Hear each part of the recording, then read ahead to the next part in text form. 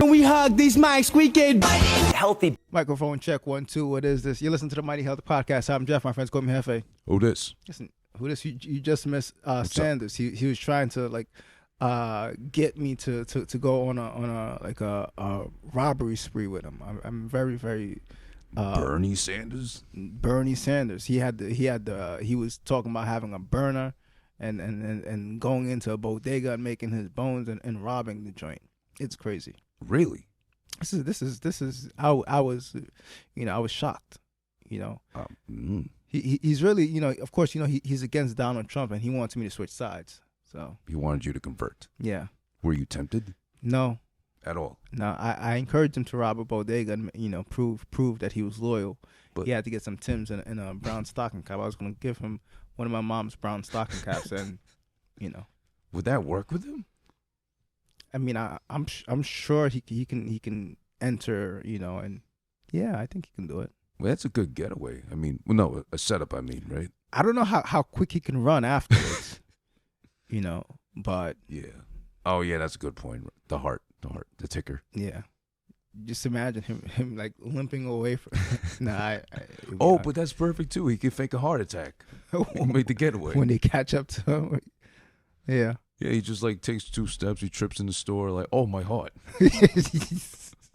That's possible. I think so. All right. Nice. So who this? Yeah. As we're recording, it's the Black History Month, the new year for people who could not stand January, who are past it because of all of the things that happened. They're trying to cancel January. They canceled January because a lot of things happened.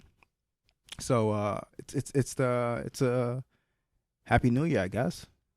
Unofficial. It's the start. You get a fresh start for all of those who were troubled by the January blues, who had to recover for all the money they spent during the holiday season and had to deal with all of the things that happened, the passing of Kobe Bryant, the earthquake in Puerto Rico. What else happened? There were so many things that just bothered people, that hurt people in the month of January. So it's time for a fresh start. I mean, I'm usually of the thought that January gets canceled or abused just because like people are too lazy to keep up with their resolutions. Oh yeah, that makes sense. Yeah.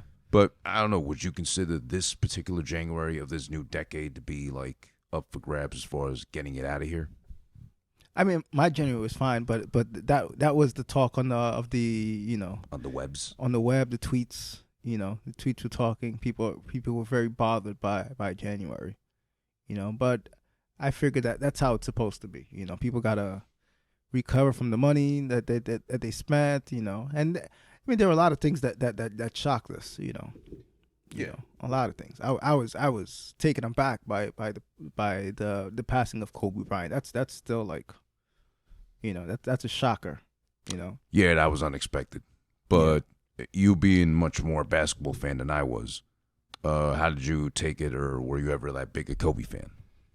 I mean, sports aside, just knowing the type of figure that he is, just how world renowned he is. That was the shocker, and the fact that he was young. Sports wise, I mean, he was a talent. He's definitely one of the greatest basketball players out there, one of the greatest of all time. There's no denying that. But for me, it was just a shock that someone that young, that popular, can die that way. Yeah. It's crazy to think he was 41, right? Yeah. That's only, I'm giving away my age, but like 7 years older than me, so yeah, it's barely a difference. Yeah, that's a huge shock. I mean, that's what I got. I mean, people that diehard basketball fans or diehard Laker fans, of course, they're gonna see it differently. For me, it was, wow, this man was very young. There was so much life left for him to live. Yeah. I think his second child was with him, Gigi, who was 13 years old. That was, very, very tragic. Yeah. And I think she was the one to carry on, or was supposed to carry on, like the Black Mamba. Yeah, right? she was Mambacita. You know, she was the daughter that loved basketball, that was receiving all of the wisdom and the gems. She was absorbing all of the knowledge that Kobe Bryant had from 2 decades of playing basketball. So she was the heir to it, and she's gone too. So, you know, of course that sparked a lot of conversation. It you know, I don't think it's gonna be, his death is not in vain. You know, I think there's so many things that came from it. Fathers who are raising daughters, female athletes, especially in basketball. So there was a lot that came from it, you know. And I think it's going to do a lot for the city of Los Angeles because, I mean, in less than a year, both Nipsey Hussle and Kobe Bryant passed away. So there's going to be a lot of change in that city. You know, I think it's gonna bring the city closer together. You know, so. Yeah. We'll see. But yeah, rest in peace, I guess, to Kobe, Gigi, and all of them, all the people involved. Yes. Yeah, because there were other people as well. There were other families on that helicopter that passed away, you know. So I guess just closing off with that, too, like the saddest part, I guess, to really bring it on home was his whole reason for taking the helicopters so often was just to spend more time with his family and less time in traffic. Yeah, that was it, you know. Because, you know, as an athlete or as someone who's busy, like, you know, you need as much time as possible to get what you need done. You know, we always hear that there are businessmen who never spend time with their family, and even though they can provide the world for their children, sometimes their children are not happy because the parents don't spend enough time at home or enough time with them. And while he was focusing on his career, he still made time to take them to school, to participate in their activities and all that stuff, you know. So, and for the Catholics of the world, he went to mass right before he got on the helicopter. So it was something that just added to his legacy, that he was a man of faith. Like, he went to church right before, received communion, and then got on a flight. So it's like, oh wow, you know. It adds so much to his story of being, you know, an upright man, you know. Yeah, crazy. Yeah. Rest in peace, Kobe Bryant. Rest in peace, Kobe. You listen to the Mighty Health Podcast. I'm Jeff. My friends call me Jefe. Who this? Well, who this? I think it's the perfect time for us to introduce ourselves the way we should have. You know, with this podcast being it's at least a year old or more, give or take, yeah, going on 2 years. When we started this podcast, it was the three of us. Now it's the two of us. But it was named after a song from the album Supreme Clientele by Ghostface Killah, and it became like Ghostface is like the patron saint of this podcast, you know. Father Tony. Yeah, the amazing storyteller, fashion hip hop icon with his unique ability to dress and present himself to the public. He's our patron. So I think it's right, with the 20-year anniversary of Supreme Clientele, we dedicate this show to it. You know, so do we know it all, or have you read anywhere? Like, well, okay, I'm answering my own question. I think they're 5%ers, right? Yes. Right. So most of Wu, or all of Wu. 5%ers, but according to Wikipedia, in 2004 he converted to Islam. Okay. So I think he became a full-fledged Muslim. Okay. In 2004. Prior to that, I mean, a lot of people, I think even Nas, people that have that street background, of course, they've been affiliated with the 5% Nation, which is like an offshoot of the Nation of Islam. So they have that, you know, knowledge. But being Muslim, converting to Islam, it's a bit more, I guess, serious. It's a bit more serious. I mean, it's more, you're more recognized. You know, as opposed to, I mean, like if you think of it as a Catholic, there's being Catholic, there's being Baptist, but then there's also these little tiny churches that teach about Jesus Christ, but they're not really. It's just anyone could say, okay, I studied about Christ, I'm gonna have my own church. Oh, okay. Okay, as opposed to being part of a large community. So in 2004, if he did convert, it's a bit closer to Allah as opposed to being a member of the 5% Nation. Oh, okay. Got it. But much respect to the 5%ers. Peace, God. Peace, God, buddy. What's today's mathematics? Knowledge, God. Yeah. But much credit. I mean, we always got to give Ghost and Nas and Raekwon credit. I mean, I think even Jadakiss is a Muslim for introducing that to hip hop culture. Yeah. At least Wu-Tang, they really brought it like full-fledged. Like, everything incorporated when you think about it. Because, like, I remember listening back when, like, I just remember stuff that hit or stuff that was catchy. Yeah. But then, as they say, when you go back and listen to it with an older brain, much more knowledge accrued, then you pick up on things they were saying that was, like, knowledgeable like that. Yeah. Or gems, Betty had said. Yeah. It's like they were able to put the medicine in the candy. Mm-hmm. So a lot of things sounded like, flashy, but they were still putting out information. Mm-hmm. I mean, even when I listened to 44-4, when Jay was rapping on the album, your seed marry his seed and marry his seed. That's how we keep money in the family. That came from Wu-Tang. It's like that's their foresight, being able to have generational wealth, being able to build a legacy, being able to have something that lasts forever. You marry the right people, you build together, and you build things that last. Mm-hmm. And that all comes from Wu-Tang, and then their teachings from their upbringing in the 5% Nation.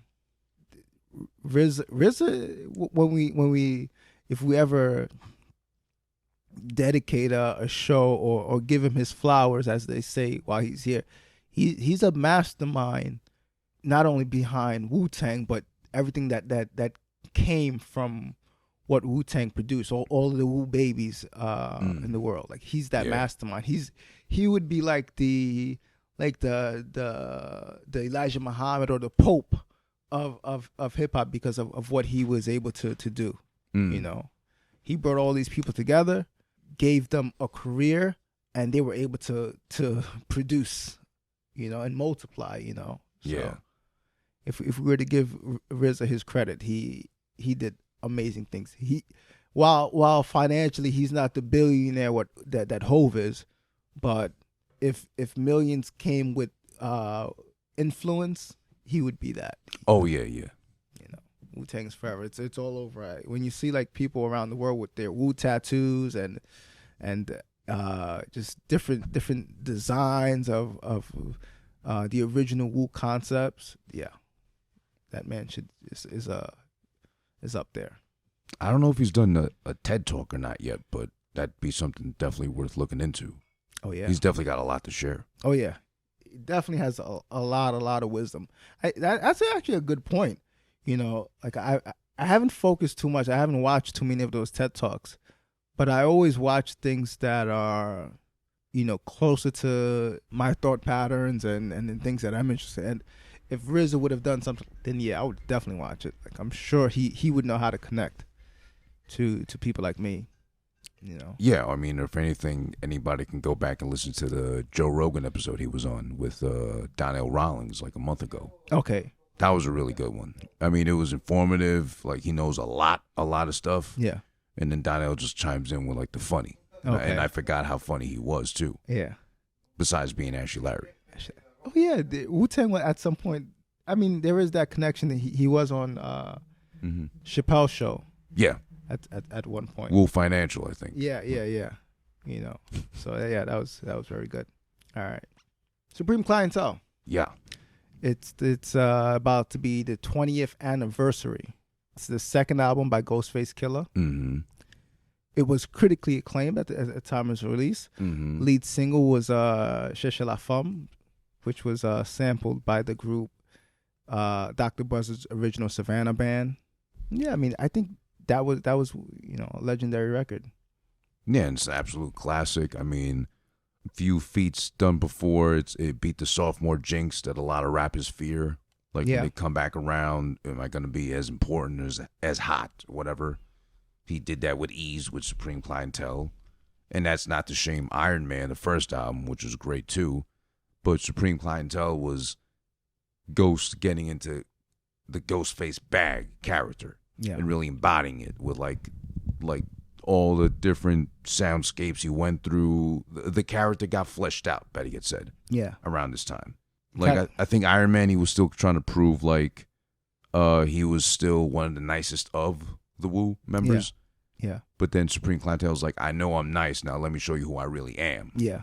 Yeah, he definitely showed his persona, and he in a way kind of changed, or not even changed, but influenced the landscape of hip hop.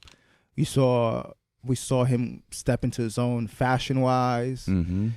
Just his appearance matched his personality, which was like large, colorful, strong. I in preparing for this, I rewatched the video for Jefe and Who Diss, and there was just so much in there that would influence other rappers afterwards. Mm-hmm. You know, the big jewelry, the use of wrestling and hip hop when he had the WCW heavyweight championship belt in there, the large robes. Yep. You know, which we saw in the video, but it became like a staple for him in all of his interviews, walking around with a large robe, you know, that no one was doing, and I don't think anyone has been able to match that since. No other rapper, I think no, not even Cameron. He did the mink coats, so he didn't do robes. Yeah, Cameron did the mink coats. He tried to do the cape a few years ago, but the robe, that was all Ghost, you know. And it's much different with the robe, because it's like, it's these huge robes that you wear it, people are gonna notice you. Yeah. You know, and Ghost is not a tiny person, so it's like this large person with a large robe, big truck jewelry. Like that person commands, you know. Yeah, and I think that might have been an homage to Ric Flair, like, because I know they all grew up around that age, like loving like the old school wrestling at least. Oh yeah, good point. Yeah, Ric Flair with the robe. Yeah, the robe. I mean. Yeah. That's interesting. I didn't even connect that too. Mm-hmm. Yeah, but Ric Flair that was like very flashy, and he had his name on the back of it. Yeah, yeah. And everybody quotes Ric Flair too at some point. All these athletes and whole teams do the woo and everything. It's so interesting that he became, after, like, once I guess it's been the past few years, he's become really like a staple in hip hop. Like, he's around some of the young rappers. He's around like the Migos, and people are acknowledging just his flair, his personality. You know, people are mimicking that. You know, and when people talk about wrestling, they're not talking bad about wrestling. They're acknowledging how much they've been influenced by it. You know. Yeah. And that's, I mean, of course, from the era of characters, when, like, you invested in characters, you let them flesh out, develop, get the storylines going, and let them be who they are. Yeah. So those are the ones that stick around forever, like Hulk Hogan, obviously. Who doesn't remember him? Or the Macho Man. Everybody loved the Macho Man. Heel or face, whatever. Yeah. I liked him when he was more a villain, the Macho King. Okay. Because he was just such an asshole. Yeah. You know, with the scepter. I mean, King Booker was cool, too, but Macho King was, like, the epitome of like evil royalty. Yeah. Like, imagine like a king that buff that can just give you orders, and if you don't, he's just gonna elbow drop you to death. Yeah. Whatever. And Macho, we have to give him credit. He was like the original person behind, you know, Beard Gang. Like he embodied that. Like he was pretty much, I mean, that's a big part of his person. He was known for having that full beard that pretty much unmatched. I don't think anyone else was doing it. You know, but it wasn't like how they do now, purposely the big bushy sloppy beard. It's just like it was a big enough beard. Yeah, you can't miss it. Yeah, but it was still kind of kept. And even with Flair, like Flair was one of the early ones talking about wearing the Rolex, the $1,000 suits, and just that expensive life. Doing that, I can see why so many rappers, you know, connected to it, because he was showing it at a high level. You know, having multiple women with him. Yep. I can see like how that his persona influenced hip hop. You know, it's funny. No one wanted to be Hulk Hogan, and like, you know, work out and take the vitamins and say the prayers and rap. Maybe Kirk Franklin. I don't know. Yeah, that's interesting. But he was clean cut. Like he was the main star. Like he was like the way LeBron has to be now. Just like perfect. He can't really make mistakes. You know, you have to inspire the children. Ric Flair was a bit above that. He was like, that's the guy that's gonna try to steal your girl. That's the guy that's gonna spend money with no regard for tomorrow, as opposed to Hulk Hogan. I don't think Hulk Hogan would have preached that or showed that. No, not the character at least. Yeah, you're right. Yeah, so the rappers would most likely connect with him, you know. And then here's something that I found to be interesting is that at some point, just the fact that Ric Flair was a bit counterculture, more people would always adapt to him. Like when hip hop became popular, I mean, I remember when I first started listening to Biggie, everything was counterculture. It's like what your parents teach you, what you learn from the teachers, you do the opposite if you're listening to hip hop, and Ric Flair would be that. You know, It's like, yeah, of course, I'm gonna kiss your girl. I'm gonna spend money. I'm not gonna worry about that. Countering what's the norm, you know. Yeah, exactly. And I mean, yeah, like you pointed out too, with the big robe, the big presence, not a little guy, a championship belt for no reason. Yeah. Like, what are you defending? Of course, yeah, that's crazy. I remember a meme a while ago, like, somebody was saying, "Oh, all wrestling fans that bring belts to shows should have to defend their belts." Okay. Because they're not cheap belts. Like the good replica belts are like $500, $400 at least. Oh wow. Yeah. But what would they be defending? Like their the right to own the belt. Right to own the belt. Their skills as a rapper. Yeah. I'm a bigger fan than you. My tits are bigger than you. I drink more Mountain Dew than you. Yeah. You fuck. That would be interesting to see. That'd be cool. Fan fights. Yeah. But it's crazy though. I mean, the video played so well, and I know you pointed out, and I forgot somehow that Gloria Velez and Melyssa Ford were in the video. Yeah, a young Melyssa Ford, young Gloria Velez. At that time, Gloria Velez had the upper hand over Melyssa Ford. I mean, if we rewatch that video, Gloria Velez was the chick. Yeah, because then she was in the Thong Song remix. Yeah, and she was shutting it down with that. Yeah. They were those are the two women that really ran the video vixen scene. Yeah. You know. And Melyssa Ford, you know, she's getting older, but she's getting like finer and finer and finer. I was gonna say, she's still so goddamn fine. She put on the weight and she put on weight and she still looks good. Mm-hmm. You know. So she's keeping it together. But I think she's from Toronto, if I'm not mistaken. Yeah, she's from Toronto, white mom, black dad. Yeah, and that leads into, I don't know if it was Drake, but they was always saying Toronto girls are the most beautiful on the planet. Really? Yeah, that's what I always heard. Like, I think Cypher Sounds was saying something like that. Like, way before Drake, everybody, every rapper, NBA player, everybody went to Toronto because they had the most beautiful girls over there. Then it got overexposed, and now all the Toronto girls started feeling themselves, so now they started, like, leaving Toronto and coming around everywhere else. That's debatable. I mean, of course it is, but I mean that's good proof right there. If she's from Toronto, that's real good proof what they got up there. Yeah, like I was thinking most recently about Tori Wilson. I follow her on Instagram, and she's from I think Idaho. She's like from one of those small towns, and she's gorgeous. Yeah. There's Aisha Diaz, and she's from Omaha. Yeah. So, I mean, there are beautiful women everywhere. I don't think there's like one place that has the most beautiful women, you know? Oh, no, of course. There are hidden gems everywhere. Yeah, of course. But. Yeah. I mean, in every culture, every community, there's always, there's always a few baddies that come out of there, you know? But much credit to Melyssa Ford. She's lasting the test of time. From video vixen to she's doing the show. She's, she's stepping up. She's leveling up very well. Yeah. And Gloria Velez is one of those chicks that, I don't know, is it because she admitted to Joe Buttons and that's or is she just not, doing anything? She's not wanting to put in the work. I think that might have brought her down some points. I know after that it was kind of like, where is she at this point now? Yeah. And even like, it probably doesn't matter much, but her IG's like so weak compared to like Melyssa. Yeah. Melissa's like you said, lasted the test of time. Yeah. and she's only getting more popular, and rightfully so, because she's still so fine. Yeah. But then I got a question for you now. Then. Yeah. I mean, I'll co-sign Melyssa Ford with you all day. She's always been high on my list. Yeah. But then now for you, Yeah. Mr. Vegan Man, is it Melyssa Ford, or if you have to choose her or Maya? Well, yeah, Maya is vegan. She does the whole raw vegan thing. No, it's Melyssa Ford. I mean, Melyssa Ford is you compare it to Melyssa Ford is up there.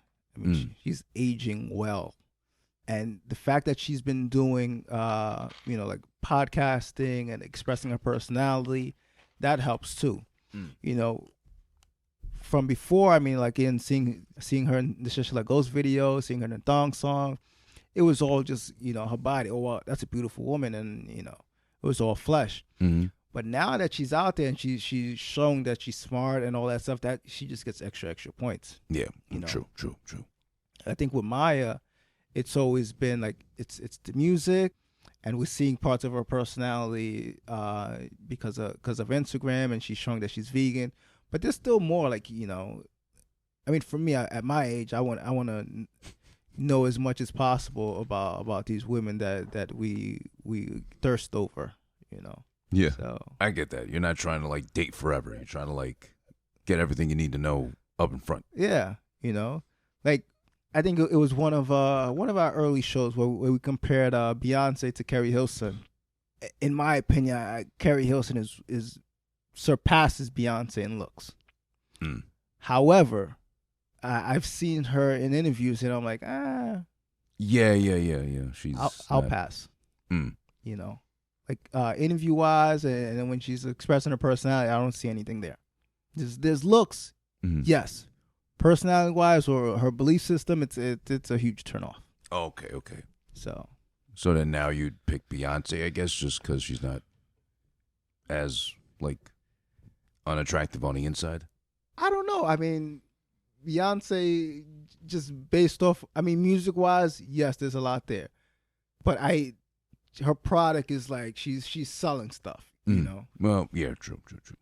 So you don't see much of her real personality. That's true too. Yeah, I guess. So who do you think Ghost would choose?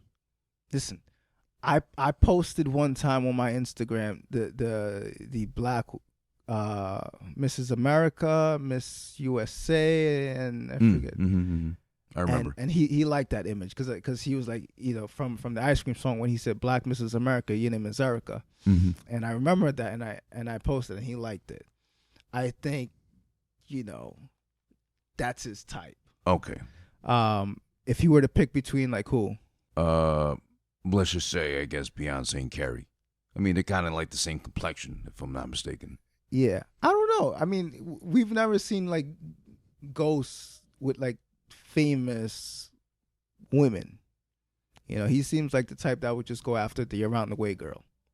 Yeah, I guess, because that's more his comfort level, I guess. Yeah, because we never see him talking about like video chicks and all that stuff. It's more, Well, he did have that one. He did have a couple remixes with Beyonce, though, actually. So. Oh, during that Fish Scale era.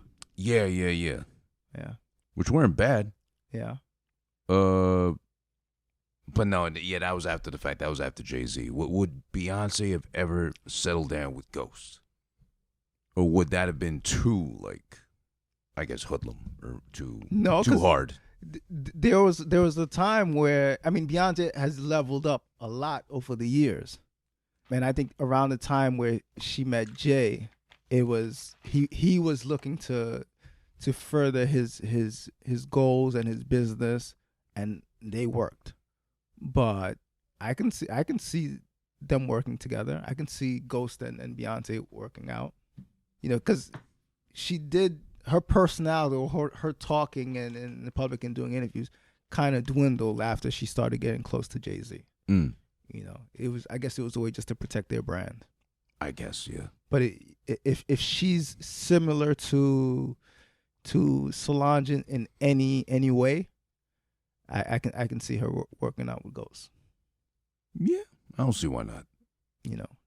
Would have made an odd couple. Maybe not odd, but like I don't think she would have been the Beyonce of now. No, of course not. Nowhere near it. No. her being with Jay-Z definitely improved her reputation and her legacy, and it just puts them on the top. Like their goals, they in some way did everything right. Got married, then had kids, built a fortune. There's no talks of outside children, and in some way, Hov just surpassed Diddy in every single way. That's what helps them a lot. Because I think Ghost might have eventually enforced like the hustler's diet on her. Like, having to live. Yeah. Like the skits we were watching earlier. Yeah. Like the butternuts crunch and living off tuna and white bread. Yeah. Feeding her Popeyes all the time and all that stuff. Yeah. It would have kept her thick. Yeah. But then she has no trouble doing that. Listen, there are moments in Beyonce's life where she was just on point body wise. Yeah. And when she put out the Ivy Park photos, it was all there. I like if you remember, I like the H&M photos she put out too. I didn't see that, but I'm gonna hop on the Googles right now. Yeah, that was like 2014 or something like that. Okay. I think they just opened up the store on 42nd Street, and she was like the face of it for that purpose. Really? Yeah. And the other thing, well, we forgot about Ghost, but with Beyonce, it's that the reason I always put Carrie over her was that she got to the point where she was so like pristine and so everything was like completely perfect that you started seeing less and less of her personality. But yeah, she's killing it. Yep, I see him. Yep. Yeah. Yep. Yeah. Go B. Yes. Yeah. Yeah, but yeah, I mean, getting back to the album in whole, I mean, yeah, we talked about the hit. I always said Cherez La Ghost, but then I guess you just corrected me on that. It's French. Cherchez la ghost. Cherchez? Yeah, it's like looking for ghosts. The original Cherchez la femme is like, look for a woman. So it's Tommy Mottola lived on the road. He lost his lady 2 months ago. Maybe he'll find her. Maybe he won't. So it's literally like look for the woman that he lost. No girl can freak me. I'm just too nasty. Yeah. And that line, according to Method Man, he wrote that when he was 16. So it's like Ghost borrowed that line from Method Man as the opening, which I thought it was like that's a dope opening. It is. Brothers try to pass me, but none could match me. No girl could freak me. I'm just too nasty. That's just like I'm up there, I'm the top of the top. I'm the heap of the heap, or however they say it. Or maybe that was him responding to Adina Howard. What did Adina Howard say? When she had that song, whatever. Oh, Freak Like Me? Yeah. Oh, okay. Because I know he said it on some song, some interview. Yeah. Yeah. On Ice Cream, he said that bitch has been on my mind all week. Oh, right. Yeah. There we go. Yeah. That's where it is. Yeah. Adina Howard, she's still there. She's still a baddie, I'm telling you. Yeah? I got to look her up then. Yep. I haven't seen her recently. Oh, yeah, she still got it. Goddamn. Still got it. Yeah. But then, I always like that about, let's say, that song at least, or her, I forget her whole persona if it was like all freak or just that one song. But I always like that subtlety of it in its approach instead of like, who was the girl rapper that did My Neck, My Back? Oh, Kaya. Kaya, there we go. Yeah. That was just blatant, like purposeful, but then you saw her and it was like some hope of maybe she's attractive. At least to me, she was like, ugh. No, there was nothing. There was nothing there in that. She had to be a freak, because to get the boys. Yeah, because there was nothing else there. No, there was nothing there. I think even at one point Chris Rock said that, and I forgot what he said when he was like, "That's the last thing you should be saying. You shouldn't be saying my neck and my back. Say something else." Yeah. Yeah, she wasn't. She wasn't a looker. Mm-mm. And then I think the story when she had AIDS or got diagnosed with it afterwards. Did she? Yeah, I think that was like in the news after that song came out. I did not know this. Well, I'm glad I was never. He never got tempted. Yeah. to check on her neck or her back. Nope. That's not good to hear. Maybe she could have out freaked Ghost or out nastied him. Definitely out nasty. There's this interview like I filmed for an interview that he did a long time ago, and he was talking about just having sex with no condoms. Like he was like, "Man, don't front. Everybody was doing that back in the day. Everybody was doing it." And then once they started catching some, allegedly, I don't know how true this is, but the interview's online, or I have that interview. And he was like, once people start catching STDs, that's when they finally start wearing condoms. So he's like, man, no lie, brothers was wilding out, just So yeah, he was doing some crazy things. I wish he had a tell-all book just about their romps from back when, the Woo. Yeah, because I remember I forget which album it was, but it's like closing of a song. Him and Meth are going back and forth sharing ODB stories briefly, and like Meth talk about, oh yeah, ODB used to fuck with a napkin on his dick.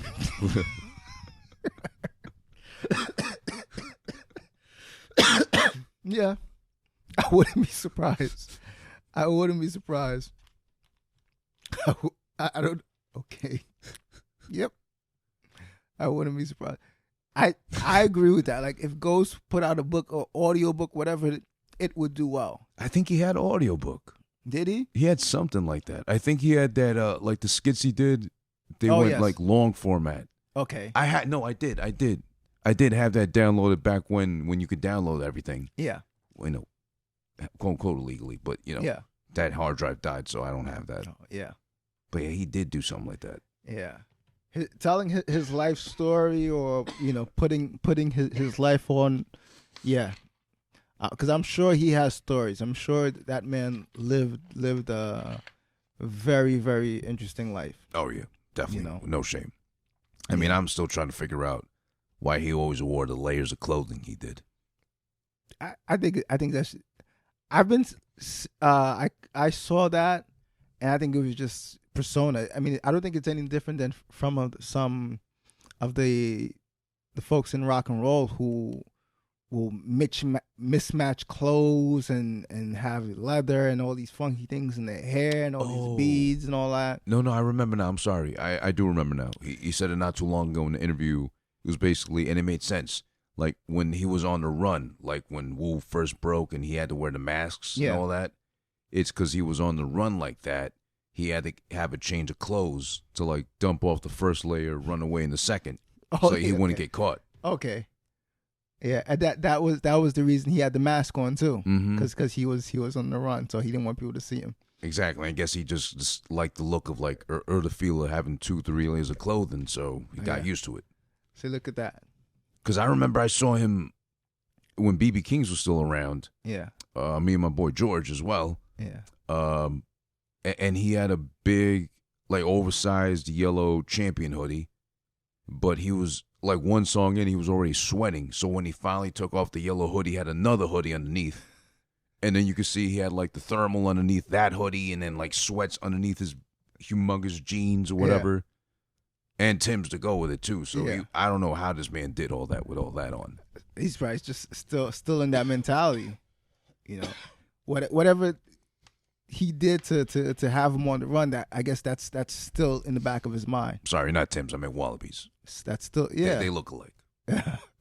That's still in the back of his mind, But he for some reason, that style, is unique for him. Like I don't think anyone else could pull that off. No. I'd have heat stroke trying to pull that off. Yeah. I mean, you're vegan, so we got to be careful with you. Yeah. We got to preserve you. Well, breaking news, I have added fish to my diet. Oh, yeah. I've had, after careful consideration, I've added fish to my diet. This is shocking. Yes. What made you come to that decision? I'm very, very skeptical of this whole plant-based thing, and I'm thinking about my future. So I'm adding fish because I think this is just me, but the more and more veganism becomes popular, the more and more corrupt it'll be. So that is true. Yeah, it'll taint it at some point. Yeah, I was thinking about that, and even the whole legalization of marijuana. People were pushing for that heavy. But it's like, once that becomes legal, people are going to, of course, you're going to make money off of it by selling it in wherever it's allowed to be sold. And taxing it. Yeah.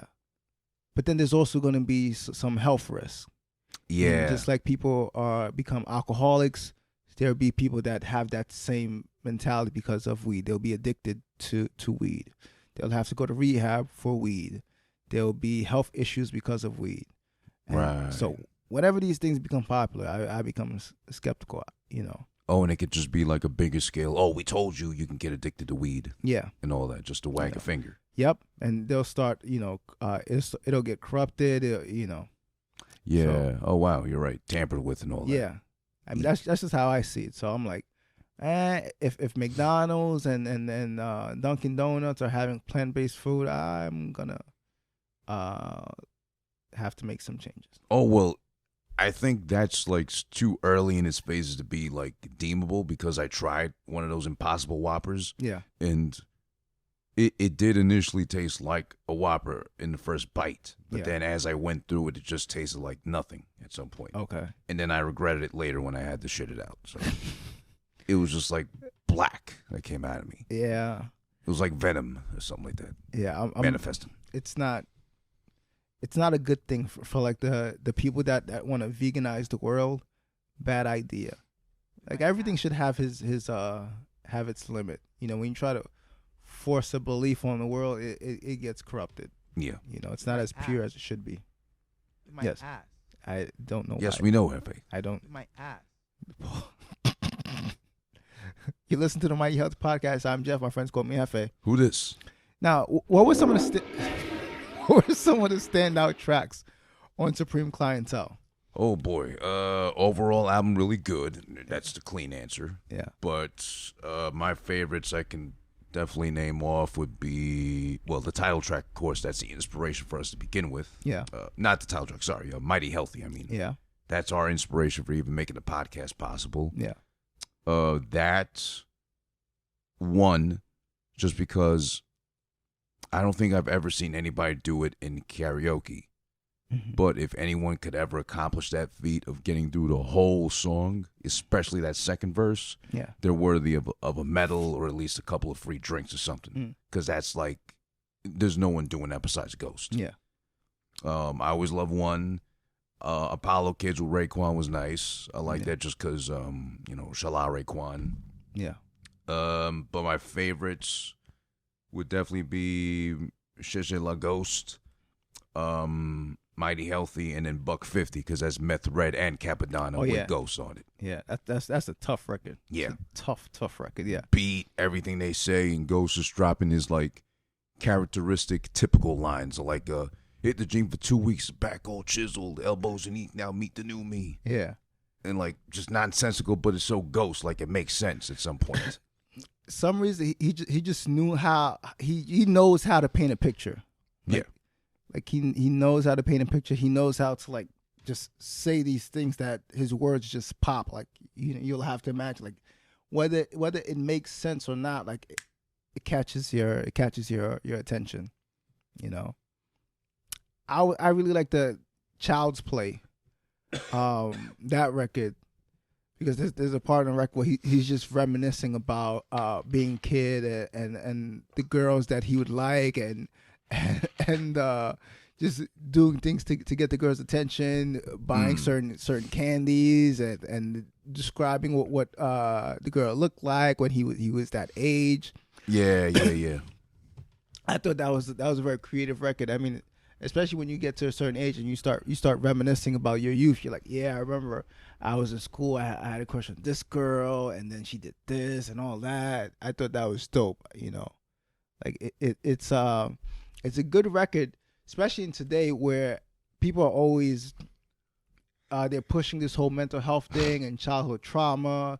So it's always, you always have to focus on some of the negative things that happen in your childhood. But listening to this record, you think of some of the positive things that you experience as a youth, like having that first crush, doing the things that you would have to do to get a girl's attention, the foods that you would eat that brought you joy and all that stuff. All that's in the record. Mm-hmm. You know, so I like that. I like that. Exactly like everything you said. I like it's not like what was it, Sunflower, I think, from Iron Man. Yeah. We're just talking about, yo, bitch, I touched your tit or whatever. Yeah. We was young and I came quick. Yeah.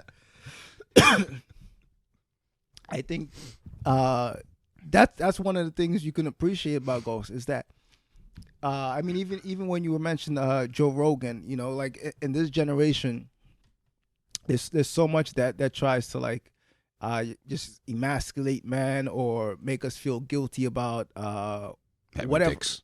Yeah, you know, but when you hear this record, like there are so many good things that come from being young and being attracted to girls and just the way we view romance and the things we do when we're interested in a girl, and that's good. Whatever is happening today, where whatever you do towards a woman is seen as a negative, where you can barely even flirt in today's time. Oh God, yeah. This record kind of counters that, and it's good that I heard it, and 20 years later, it's like, yeah, this record is timeless, because it's something that you can remind children, like, yeah, it's good to have a crush, it's good to want to flirt with a girl, or to remember what makes a girl attractive and all that sort of stuff. Yeah, we all had those crushes back then. That's right. And I know you definitely had a crush or two. Like I did too. Yeah. Do you have any crushes from back when it stand out? I have to think back to my child in Catholic school. In Catholic school, one of the things that the girls did, and I still remember this, is that, I mean, it's pretty much the Catholic stereotype, is that girls that wanted to stand out, they would always have the habit of rolling up their skirts after their parents leave, just to get entice the boys. Yeah, and it got to the point where if you're leaving class or we're going to lunch, whatever it is, there are moments where you just look up and then automatically you see up the girl's skirt. Not intentional, but it became like that's that first moment where I guess you say a boy becomes a man or whatever it may be. Because it's like that, it's that little flirtatious thing that happens between girls and boys at that young age. Girl rolls up her skirt, the boy tries to get a look and all that stuff. Yeah, it's innocent. I mean, if they're wearing skirts and they're hiking it up, it's for a purpose too, right? Yep. The intent is trying to attract the male. Yep. How old would you say roughly you was? That's Catholic school. That's 11, 12. So, all right, so about the age when they're doing that kind of stuff anyway. Yeah. It's in the hormones. There's when I was in Catholic school, there's an age from like I guess when you start entering junior high, the uniform changes. So I think it's like 6th grade. It becomes like the girls wear a skirt as opposed to wearing what it was before. It's like very dress like. So the top connected to the bottom. Oh, okay, yeah. But once you get to like junior high level, it becomes a skirt. Right. And that's when the girls would start hiking up their skirts, rolling it up, because it had to be at the level of your knees. Mm-hmm. But certain girls they would roll it up. Nice. There was this girl. What she would do is, of course, she would roll it up, but she just never followed rules. So she would roll up her skirt, put on sneakers, and that was her whole style. So she got a new pair of Jordans. She was rolling up her skirt. She was putting on Jordans, and she got everyone's attention. So she was the Catholic baddie. Yeah, I mean, but that's one of the things that I was reminded of listening to Child's Play. Some of the things we do. Like for me, whenever I got new sneakers, guaranteed that I would be wearing sneakers with my uniform. Like there was nothing that the teachers would do to stop me from doing that. I remember, maybe not my first crush, but one of the first ones I was just, this one girl just like had titties that grew over summer. Yeah. She came back in the fall time. She had like a bra on. this was like 5th grade, I want to say. Well, she was Italian, so they always get like tits like so early. Yeah. And everything too. That's why they like shrink when they're older and like they're hunched over too. Yeah. Because they got like torpedo tits, so like got melons on them. Yeah. She goes away in June. She's got like flat chested, nothing going on. She comes back that fall, like in a white T-shirt purposely. Yeah. And you can see the bra strap from behind. And then she turns around finally, and she got she's got these things on her. Yeah. Like, God. That was one of the joys of summertime. Yeah. It's like coming back the top of the year and having some change happen in your life. I mean, for me, it was getting taller, because I was a chubby kid, and by the time junior high comes on, I slim down. I have that growth spurt, and everything starts to change. And then, of course, with the girls, when they start developing, that changes. Oh yeah. You have a girl that got no attention that starts to get all of the attention. Mm-hmm. She could have the brace face, glasses. Yeah. Like messed up hair, all kinds, but she got some sort of titties or something. Yeah. Then she starts getting attention. She starts getting some compliments.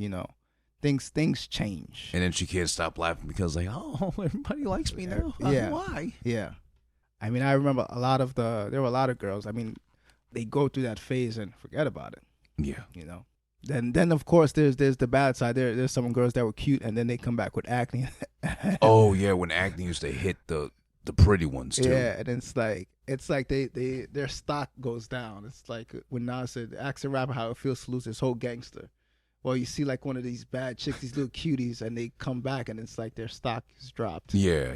They lose so many points. Yeah, so one of the joys of youth. Yeah. Apollo Kids was one of those. That was a legendary record too. Yeah.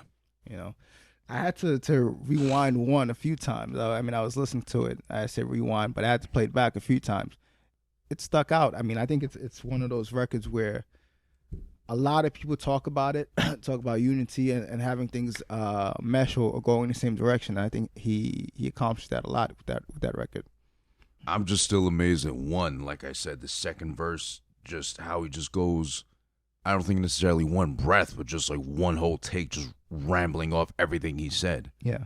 And what I love about it is there's still some substance to it, but besides it being lyrically so impressive, it's like I think what Eminem would have loved to have done or have gotten through his point, at least with what he's doing now. Mm-hmm. But Ghost was so effective with it, and besides being so mind-blowingly impressive, it's just like, how do you capture that magic? Yeah. Because even like the crazy thing about Wu is like the standout ones like Ghost, Meth, Raekwon, and rest in peace, Dirty. Yeah. Honestly, Dirty was my favorite because how do you take Shimmy Shimmy Ya, the first verse of that, and make the second verse of that just loop backwards? Yeah. And still make it hit, and people memorize that part purposely just to be like, I can do that too. Yeah. And because it's so funny, it hits. Yeah. Like, where do you get? How do you craft that? That's a fucking gift. Yeah, like you gotta be like a true artist to be able to do that. Like to think of delivering music that way. You gotta be like a true artist. That's a gift.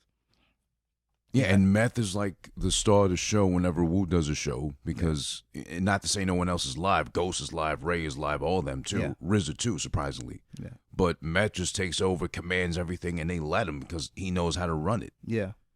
And I was mad that they had that, what was it called, that Loud reunion concert like a day or two ago. Yeah.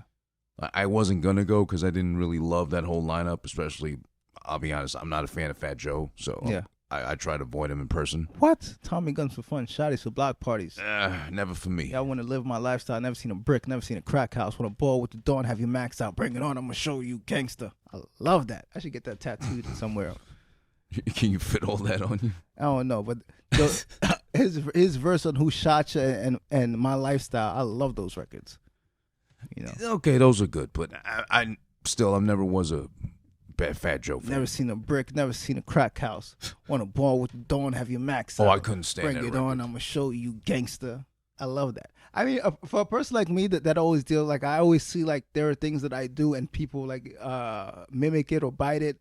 That's why I like the the hook on Shishla Ghost, Mm-hmm. when he's like they'll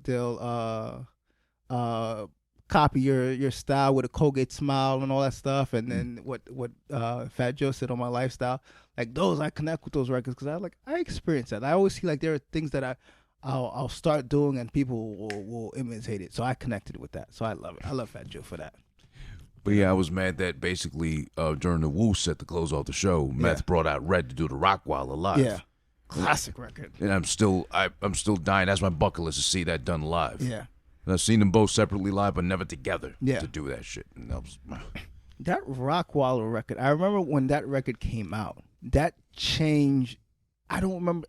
I don't know if it came out in the summertime, but it definitely like bled into summertime, and it just did something amazing for my life and just for people that would come home and listen to the radio. Like it was just, there was nothing wrong with that record. It was just hotness. I forget, it's a short record. Yeah, it's like 2:30, I think. But it's just dope. Like the beat is on point. They connect. The everything is good. The video was just like phenomenal. It was a time where I don't know what this generation what they experienced through music, because I'm a different age, but I can remember how big that record was, and just, you know, it did well. It was a fucking good record. Yeah, that's a hard record still. Yeah. I mean, and that's still them both in their prime, even though Meth had that 2000 album, which was but then Red was still like in his element, just ferocious. Yeah, that was something. That record, and then when the Rough Riders released Jigga, the Swiss Beats produced Jigga, that was just. Well, you could say it. I can't. What? The real title of the track. No, I think it was called Jigga. Then it was like, what's my motherfucking name? My Jigga. And who I'm rolling with, huh? My name. Yeah. But that record, that beat, I mean, that did something to the summer. Those were radio records. I mean, I don't know how, like I said, I don't know how this generation, what they find to be like their record, but those were anthems. There's no anthems now. There's so much music coming out now every day. Yeah. It's like, no way. Yeah. Those were anthems. I mean, even listening to this album, I was like, this is an album. Like, it's something that I would anticipate. I'd anticipate the album. I want to listen to the whole album. It's a full album. I don't think, well, it's been 20 years. I don't think we get that with today's music. Like, no. For some reason, I don't know why throwaway culture has like taken over the music scene, but I still want music that I can listen to, like I can go back to and say, yeah. I'm picking up things. I want it to last more than a week, you know? And listening to, I was like, yeah, these are the things that I remember. It's taking me back 20 years. I was 12, I guess, at that time. But I anticipated listening to music. I wanted to know, oh, this is what they're saying. This is a whole album. Everything mattered in the record, you know, not just the single. Of course, when you get the album, you listen to the single because that's what's been promoted for so long. But you want to hear everything else in the album. Yeah. You know, you want to see who's featured on it. You want to look at the artwork. You want to open up the booklets and all these things. Yeah. Yeah, have it be something tangible, something like you can remember because you had it literally in your hands. Yeah. Besides the disc, you pop it in, you listen through everything, you find, you know, there's no, like, I forget who was saying it now, but like the Lil Wayne album that came out like a day or two ago. Yeah. Like, it's got 27 songs on it. Yeah. I plan to listen to it, but that's so goddamn much to listen to. Yeah. And basically what they're doing is now they're either making it so short or so long and so many tracks. Yeah. So if you don't like 30 songs, you can take 5 or 6 of those, put it on the playlist since people are into that now. Yeah. And just build from there, take it from this and that and all over all these realms. Yeah, that's prostitution. Yeah. That's musical prostitution. Exactly. It doesn't you don't end up having respect for the artist. Mm-hmm. I mean, when you can come say, well, we're gonna do this podcast, it's gonna be the Mighty Healthy Podcast. It's based off this record by Ghostface. It's connected to Kanye because Kanye sampled a portion of that record. It shows you just, one, it creates a lineage, but it shows you just the strength of a record, just the impact that music can have. Yeah. And I would never want to take that away from the artist. Like it's like, no, I want to listen to your album. I want to see what your thought process is, what you're going through. Of course, I understand there are albums that have fillers, and all that stuff, but I want to see what you're putting out. Of course. And that whole playlist thing, I think it's cool. Like if you're going to the gym or if you need to be motivated, but I still want to hear that album. Yeah, there's some albums good enough, like even if they're released now or recently, that still you want to listen to as a whole. Yep. And you want to get that feel every time at least you get something new released, because I can't keep track of 15 records dropping on a Friday every Friday and pick and choose which one's good, which one's bad. I don't have the time like that. Yeah. It sounds like first world problems, but if you really sit down and do it, it's like I might as well quit my job and just do this all day. Yeah. Just to really get time to let it all sink in. And then if you're doing 30, 50, you're doing a Chris Brown thing and doing 3 discs and 70 tracks. Yeah. Like, what's the point then? Yeah. What do you value that you're giving to us that's of any substance anyway? It takes away the respect that we have for artists. Yeah. I mean, there's a lot of things I think that need to be reworked music-wise. One thing I like about Ghost is that he's not that much on social media. No. He's not posting all the time. He's not in the headlines all the time. So you can appreciate it, his legacy a bit more. Mm-hmm. But when you see the artists all the time and they're very accessible and they're putting out these records, like you can't really appreciate that much because there's so many other things that are going on, and it's not working. I think that's something that needs to be changed somehow with the way the music is being released and the reputation and the personality of the artist. It's a bit too much. Yeah. Too much. Like you said, it's whoring out the thing. Yeah. It's like a blind man throwing darts. Let's see what sticks. Yeah. It doesn't work. Mm-mm. I don't see it's the value of it. Yeah, and funny enough, we're talking about Ghost 2, who's the most consistent of the whole Wu. Yeah. As far as dropping albums somewhat regularly, or at least we can name off, I think almost 10, 12 at this point from him. Yeah. And overall, they're pretty good. Yeah. Only a few of them, like, Bulletproof Wallets, I think, wasn't, it could have been better. But that was a weird one to explain, too. It was like, it just wasn't there. Yeah. And then there was the phase 2 with Ghost after Supreme Clientele, of course, where he did the first Def Jam album, the Pretty Tony album. Yeah. Where he dropped the Killah and was just Ghostface for the longest time. Yeah. He had that one record with Missy on it, which was Push. I think they could have done more with it. It was catchy. Mm-hmm. But then besides that, it was like he wasn't fully there. It was like they kind of drew the life out of him. Yeah. Because take away the Killah, it's like only half the man. And on top of that, they probably told him at some point, like, hey, maybe tone it down with like the silliness or like your uniqueness, whatever. We want you to be more this version of like Def Jam's Ghostface. Yeah, and that didn't work. No. Saying that, it reminded me of what they did to Petey Crack. Petey Crack was member of State Property, and then he was on this Neo record.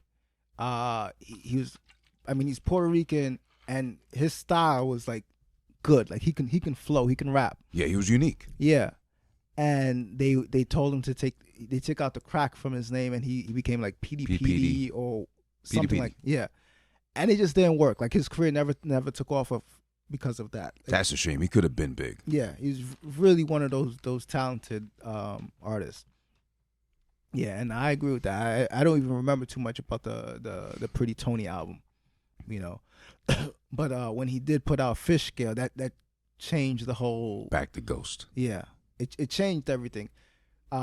Doing Fish Scales, and then he did more Fish within the same year. It's like, yo, he was on top again. He had influence in the Def Jam building. Yeah. Yeah. I mean, More Fish wasn't as good as Fish Scale, but no, it was. I'm saying Fish Scale was excellent. Yes. It was like, wow, like he's back. Yeah. Or at least Ghostface Killah's back. Yeah. But Fish Scale was good too, but it didn't, match the level of Fish Scale. Yeah. But Fish Scale was another classic though. Yes. I think with More Fish is just that he had so many records left over, and they were like, "Yo, we're gonna give you some more money if you put this album out." He's like, "All right, cool. Here you go." Yeah, and then but then Supreme Clientele again, of course, is what I would say to somebody who says, "Oh," or someone who asks, "Hey, let me find out more about Ghost. What do you got for me?" Yeah. And I immediately say, go to Supreme Clientele first. Yeah. Because that's where it's like the litmus test of Ghost. That's where you'll get the most thick, material from him that shows who he is. Yeah. And in his purest of elements. Yeah. Like there are plenty of other albums that like showcase his skills, variable and such, but that's the one that's like, that's Ghost. That's Ghostface. Yeah. Purely. Yeah. I agree with that. Well said.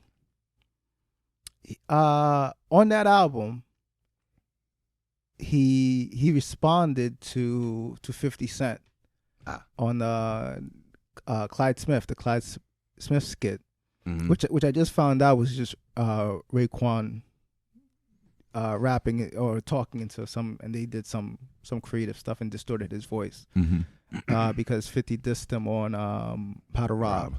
Yep. He said Rob Ray Ghost and RZA for those funny ass rings, and they responded to him on that skit. 50 like got on a lot of people's nerves, rightfully so, yes. But off of one song naming everybody that he did was surprising. Yeah. But yeah, I mean, that was like kind of genius on his part to do that. And the fact that he talked about robbing them is even more genius because quiet as it kept, that was something that was happening in hip hop.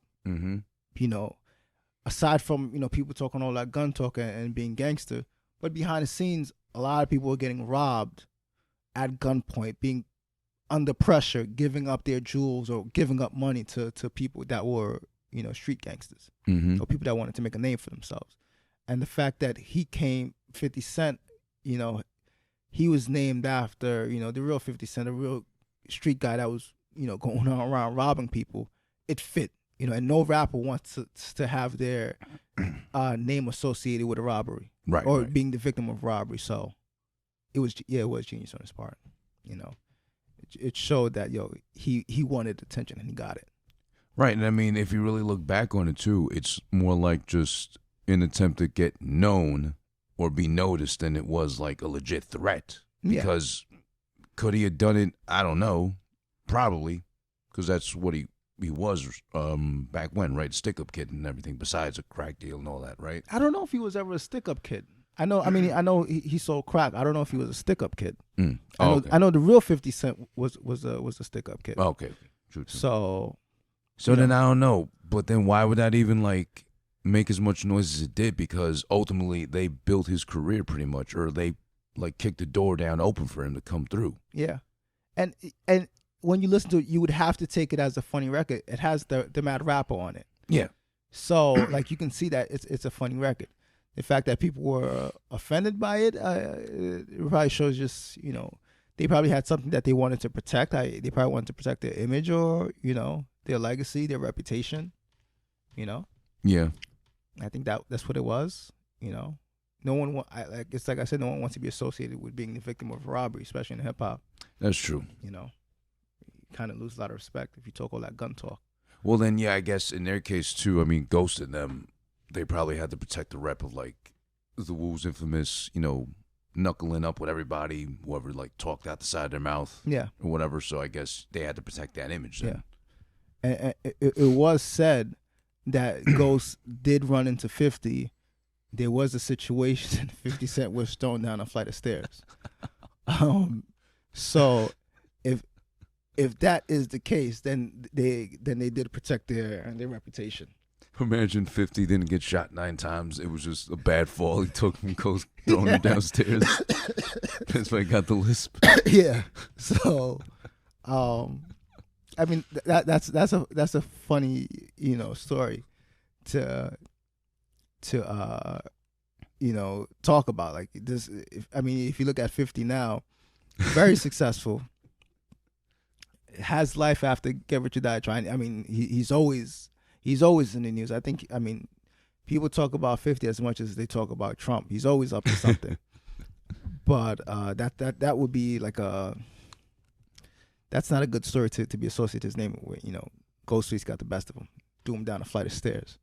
I think Ghost is big enough to have done it himself. Oh, I believe it. Yeah. Or at least have like a couple of his peoples with him and like just help him out with that. Yeah. Like, yo, grab him up, toss him down the stairs, baby. Yeah. Make sure they a lot of stairs. Make sure he's rolling. I want to see him stumble. Yeah. Make sure he's rolling. Yo, I want to see him roll down there like Mick Foley when The Rock threw him down there. Yeah. Yeah. Look at that. Eat them stairs, nigga. Yeah. Make sure he doesn't grab onto the banister. Yeah. And then imagine 50. I'm saying, imagine he got the lisp and everything off that. Yeah. And then 50, like the right, from working with Who Kid, like he makes all the random sounds sometimes when he's too excited. He's like, yeah, on the way down. Yeah. Yeah. Ha ha. Yeah. Yeah. I think around that time, no, it might have been after. I think it was like 04. I don't know if you remember hearing that story about Eric Sermon when he dropped, I forget which album. It might have been Chilltown. Mm-hmm. But I forget who dropped it, but it was so funny because of what happened. I'm not making light of what it might have caused in him, but when someone said, it might have been Wendy Williams, like someone said he was gay, or like they caught him like doing something with another guy. Yeah. And there have been those allegations for so long. I think because he just had green eyes or whatever. He had a lisp or whatever. Yeah. But they said that about him, and they said his first reaction when they broke the news to him was he was by a window and he just jumped out the window because he was so shocked. I remember that. So they said, I'm gay. I'm out of here. Me? Gay?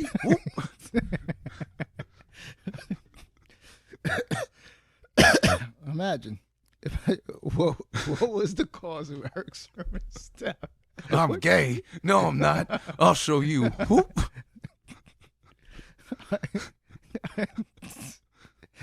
Yeah, that's not the best way to go out. He died because he was gay. Yeah. No, he died because they said he was gay. Yeah. He was so offended. But then they tried to, I think he did or someone tried to clean up saying that he was like thrown out the window. Yeah.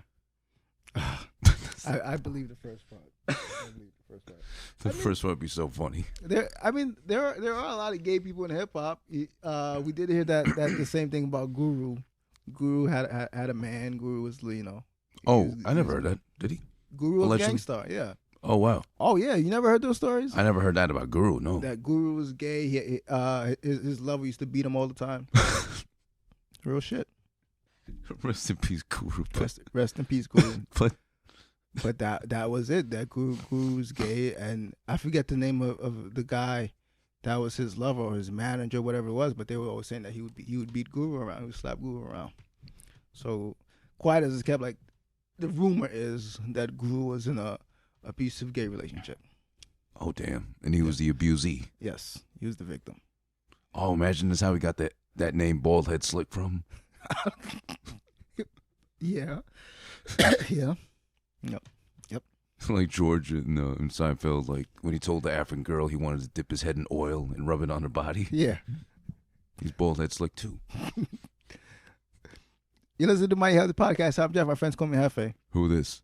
All right, so we're talking about the album Supreme Clientele by Ghostface Killah. It's the 20-year anniversary. We were just talking about the Eric Sermon jumping out a window, 50 being thrown down a flight of stairs because of what he said on the How to Rob. But there was also, while I was just looking up info for this episode, there's an infamous story of Mace having his jaw broken by Ghostface because he was talking out the side of his neck about Wu-Tang. Mm-hmm. And the story was brought up again when Raekwon and his people ran up on Joe Buttons and punched him in the eye for talking reckless. Mm-hmm. And there's an article online where Mace is like, I remember back in the days where a beating from Wu-Tang meant something. I said something funny about Ghost and had my jaw wired for 6 weeks. And then even Kanye talked about it. It's like, if you saw how my face felt, you would know how Mace felt on Through the Wire. Mm-hmm. If all of this is true, I mean, Ghost has a strong knuckle game. You know, he's not one to be messed with. You know, and I think that's good for his legacy. He put in work. He beat up a few rappers. You know, put paws on them. You know. And I mean, the good thing is too, at least for Ghost, he's not a small guy. He runs with a crew. Not saying he needs it, but it seems like he doesn't. But just in case, who knows? Yeah. And then who was it they beat up allegedly? No, they never said who, but I think Meth told a story about him, Ghost, whoever. They had to go beat up some rapper because they were talking reckless about Wu. But then after they beat him up, they like picked him up, they dusted him off and like fixed his chain and everything. And so you were talking kind of crazy, but you're good now. They just had to let them know, let the dude know. Yeah. Pat him on the ass, send him on his way. I believe that. There's a lot of stories that, you know, being on the outside, being a fan of the music, there are a lot of things that happen we don't hear about, you know. So you hear about it years and years afterwards, where the rapper's in a good mood and they tell a story. Yeah, and I mean, was it? Remember when Ghost did those videos like a couple of years back, like talking over like some old school record? He was just dissing somebody, but I forgot if it was Action Bronson or who it was. He was like coming at somebody, but he was talking over like an old R&B record. It may have been Bronson. I mean, I think that's the most recent person that he had. It might have been. He had an issue with. But that was my whole thing too, because I'm a fan of both. Bronson I took to automatically because he's from Queens, but funny enough. But I don't know why he would ever get mad. Then again, I'm not Action Bronson for being called or being told you sound so much like Ghostface that I thought you were. Yeah. But because like, I don't even know how to best describe it, but literally you hear him rap and then Ghost rap, they sound exactly the same. Yeah. But they're saying different things. Yeah. And way different styles too. Yeah. But I mean, I could see getting called Ghost by mistake so many times would bother him, but like to the point where we saw that clip of him on that sports show where he said like basically, I get the comparison, he's a legend, but he's not rapping like this no more. Yeah. Which, I mean, Ghost didn't have anything to prove at that point when Action got hot. So there's nothing to prove. Different time in the life of Ghost, and I mean, I heard the last Wu-Tang album. I think it was done for. It was just like a EP for I think the doc, right? Yeah, for the documentary. Mm-hmm. And I heard, you know, Ghostface rapping about having to take insulin, and I thought that shit was amazing. Oh yeah. Like right. Being able to rap about, I mean, of course, Phife, you know, rapped about being the funky diabetic, but the way Ghost delivered, you know, having to take insulin for his sugar being at 300, whatever, I thought that was like unique. Like his voice is unique. His ability to deliver life stories is nobody can do it. I think he's the only one that can tell stories like that. For someone like Bronson to take that shot, I don't think he was ever in a position. Like, I've never heard his music. Like, I know of him. Mm-hmm. I've seen him, but I've never I don't know anything too much about Bronson. I don't think he's in that position to make that statement. And it's not. And we know that he sounds like the way he was born with, you know, similar vocal, a similar voice to especially rapping. Yeah, he sounds exactly like him. Yeah, but they're not the same people. I don't know. I don't think he should have been in a position or should have come out his face like that. You know, but I was still a bit disappointed that Ghostface made a video responding to Action Bronson, knowing what we know about how Ghost handles or has handled situations when rappers have disrespected him. You know, I mean, what we hear about Mace, what we hear about 50, like, you know, I'm gonna see you in some place, and that situation is gonna be resolved. I mean, making a YouTube video or responding to it, I thought that was a bit that wasn't necessary on Ghost's part. You know. No, but then again, I think like Action might have just been tired of hearing that question all the time too. Yeah. Or like someone bringing it up this time, it's like it's not funny anymore at this point. Like I've heard it a million times. Yeah. So I think it might have been more that realm. Yeah. Because Axel's a pretty good guy. He doesn't diss anybody. He's never dissed nobody on record. Yeah. He's more about just having a good time and eating and like rapping pretty much. Yeah. That's his whole MO. Yeah. But I could see him getting frustrated by that comparison all the time. Yeah. But it still doesn't justify like having said the way he said it. Yeah. He could have said it a little easier. Yep. Ghost is a legend. Yeah. Or leave it at that. Yeah. No, for us in the scope as a solo artist, Mm-hmm. where does Ghostface stand? Music, his discography wise, his place. I mean, we know Wu-Tang is legendary.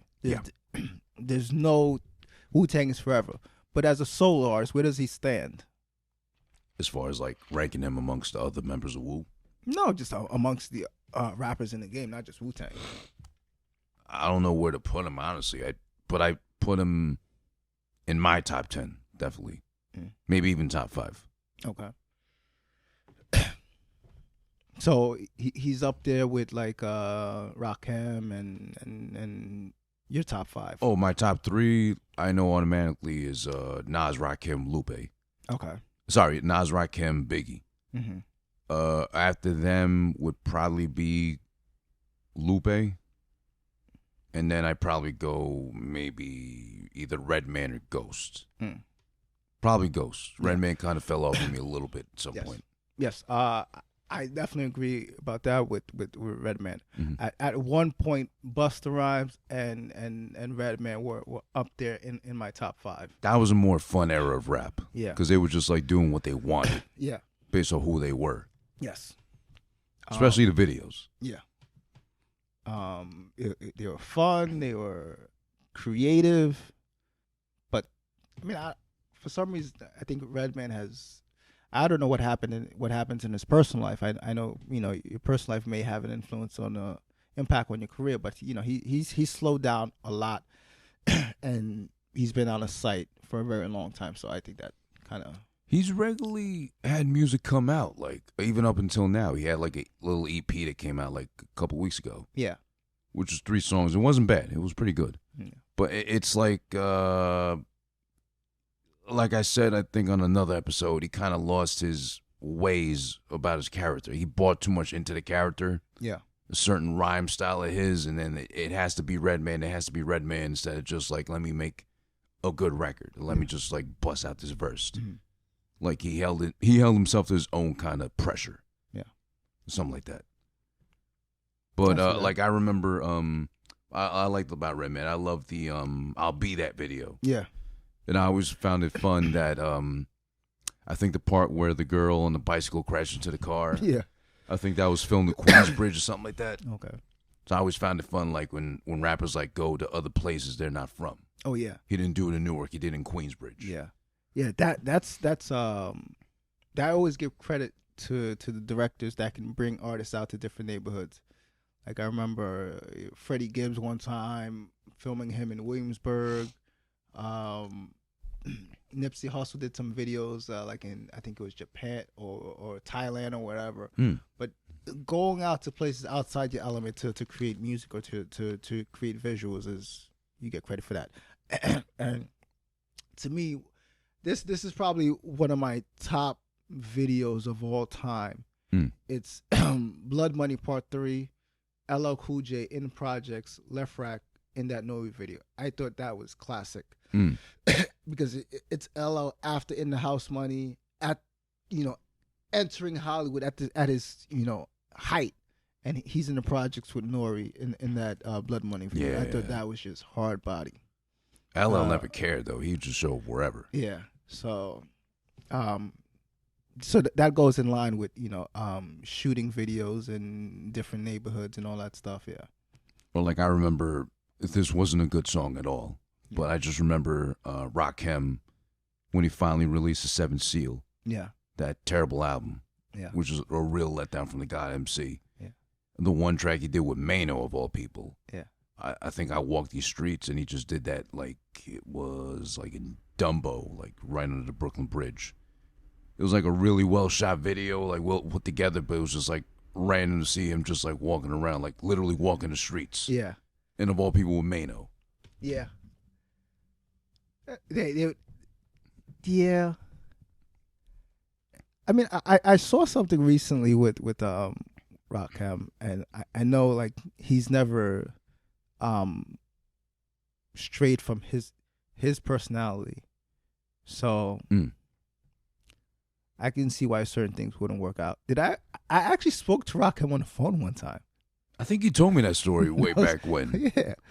How'd that go? I did. This is when I was working for DJ Who Kid, and he had a gig. There was an event that he was supposed to be at, and Who Kid was supposed to be at, and I don't remember if he called my phone or if I had Who Kid's phone and I picked up. But he just called and he's like, "Yo, where's who?" I was like, "Who's this?" It's like, "Yo, it's Rakim." I was like, you know, like I got on the phone aggressive, but and I was like, "Oh shit, it's Rakim," and I kind of just like, you know, paid my respects because it was like, "Yo, I'm on the phone with Rakim," so my whole demeanor changed, you know, not out of fear but out of respect. Like, yo, that's the God MC. You don't want to say anything out of pocket to Rakim. You know, so yeah, that was pretty much the gist of it. Is that he was asking for someone, and I got to be on the phone with him. He barked on you. Yeah, it's like, "Yo, where's such and such?" It's like, "Who's this?" It's Rakim. Oh, okay. Yeah. Oops, sorry, sir. Yeah. Sorry, God. Yeah. Yeah, but Rakim he's never strayed from who he is. You know, it may have affected his money or his career, his legendary status, but, you know. Yeah, I forgot he was like on Wendy Williams like not too long ago, but I forgot promoting what. I think he had a book. Oh, right, the book. Yeah, yeah. You're right. Yeah. Yeah, I mean, even with Ghost, like some of these legendary MCs, they have this Rakim again, 5%er, like their structure, their belief system, they don't go out of it. You know, and I think that helps them a lot. Like, you don't hear too many negative stories about Ghost. You don't hear too many bad stories about Rakim, but I think it's because they stay in pocket. Like, they live out in their career. They have their personality. They have their families, but you don't hear bad things about them, you know. You know, so. And then I don't know if you remember, I'm mad this movie didn't really get a lot of shine. Yeah. It's you know that act John C. Reilly, right? Yes. Right before he hit with whatever movie he did with Will Ferrell, he did one that was called Walk Hard. Yes. It was like a parody of like some Johnny Cash. Yes. Like his whole life story. Yeah. And I love the fact that Ghost was in that movie. He did some random performance, whatever. But I hate that was the one that was his big movie debut, but then he was also in the first Iron Man movie too. Yes, yeah. And that was a whole deleted scene. I don't even think it was on the extras of the DVD. Yeah. But he was actually in the whole movie as a whole little part of it too. Like, playing off of him being Iron Man the whole time. Yeah. Yeah, that was the big push because, I mean, he's our Iron Man, so, it would have been good for the culture for him to be in there. But yeah, he wasn't in the actual.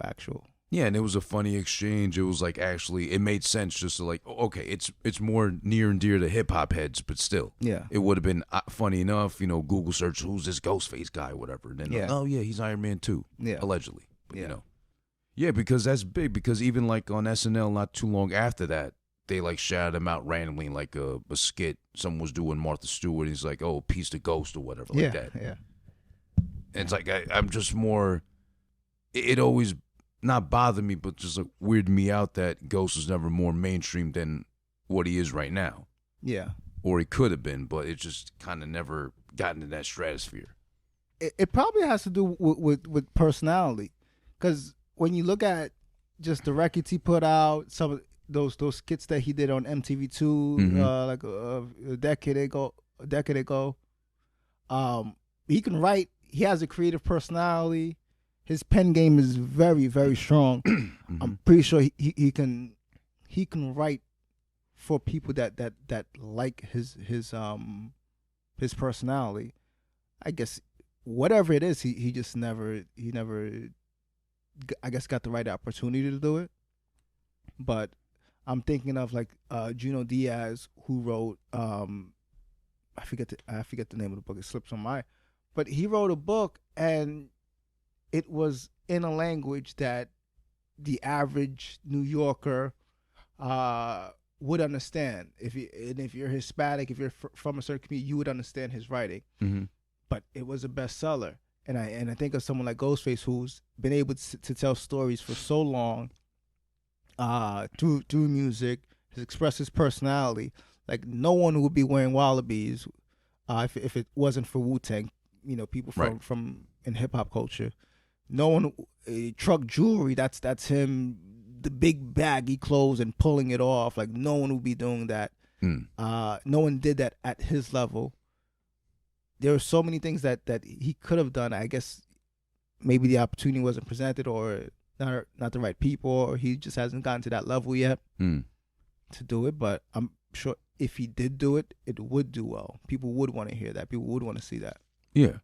You know. Or, I mean, maybe it'd be more of a bad thing for us, but imagine he started a podcast. But imagine he wanted to call it the Mighty Healthy Podcast. And he's going to fight us for the name. I think it would be better if he were on our podcast. Yeah. If we can get, go. You know, while we're at it, special message to Ghostface Killah. Yeah. We would love to have you on the podcast. Yeah. I know there are ultimate stories that could be told. It would be in just the highest level of respect. It would be an honor to have a legend like Ghost on the podcast. Just to pick your brain and get a better understanding of your approach to music. I don't think anyone has done it at that level. Yeah. No. You know, even I mean, one of my favorite moments in Ghost's history was working with Sheik Luch of D Block, the Locks. Is that I always saw, like, just being a fan of the music, like I said, you know, it would be good to see Ghost and Sheik Luch do a record together. Then it happened. They did Wu Block, and I thought that was just phenomenal.